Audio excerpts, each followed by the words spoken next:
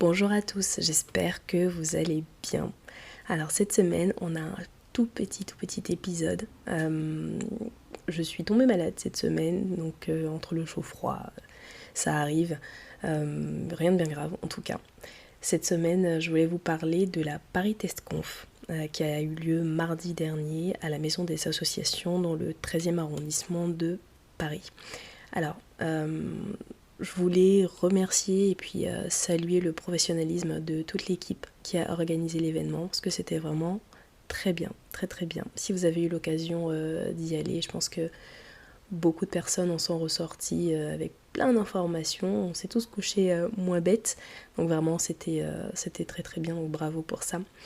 Je vais vous parler très rapidement des sujets, de certains sujets qui ont été présentés. La journée a démarré avec un sujet sur les défis de la qualité durable. Je pense qu'on est tous concernés aujourd'hui par ça. Comment faire en sorte de faire une qualité durable, d'arriver à une qualité durable. Et puis il y a une autre intervention dans l'après-midi qui est revenue sur ce concept de durabilité.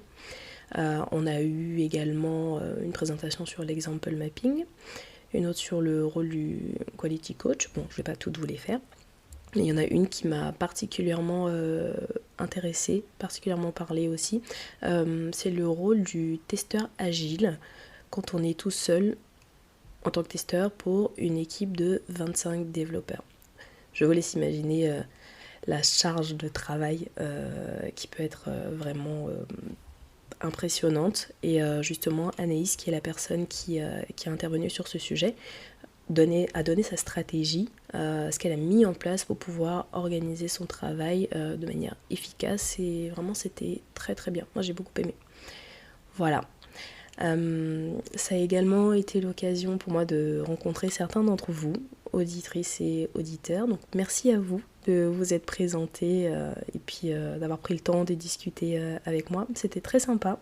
Moi je me rends compte que ce que je peux aborder dans le podcast en fait a une résonance quelque part, et c'est très encourageant pour la suite, pour continuer à proposer un contenu j'espère de qualité. Donc voilà, merci encore à vous, c'était vraiment très sympa. Et puis dernière chose, j'ai eu l'occasion d'échanger avec certains invités du podcast qui étaient présents, donc pareil, c'était top, c'est quand même mieux de se voir en vrai plutôt que par écran interposé. Donc voilà, je vous recommande, si vous n'avez pas eu l'occasion d'y aller cette année, d'y aller l'année prochaine. Pour rappel, c'est dans le cadre d'une association, donc c'est à but non lucratif. Et on voit vraiment qu'il y a une communauté du test dans des événements comme ça. Donc vraiment, c'était très bien, encore bravo. Et puis, c'est tout pour moi cette semaine. On se retrouve la semaine prochaine sur un épisode qui sera consacré au BDD. Voilà.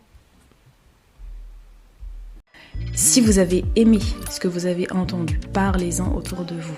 C'est le bouche à oreille qui permet de faire connaître un podcast. C'est un métier qui mérite d'avoir plus de visibilité, selon moi, et vous pouvez m'aider justement à le faire connaître. N'oubliez pas de vous abonner au podcast et laissez-moi une petite note sur Apple Podcast, 5 sur 5 de préférence. Et puis, on se retrouve la semaine prochaine, et d'ici là, portez-vous bien.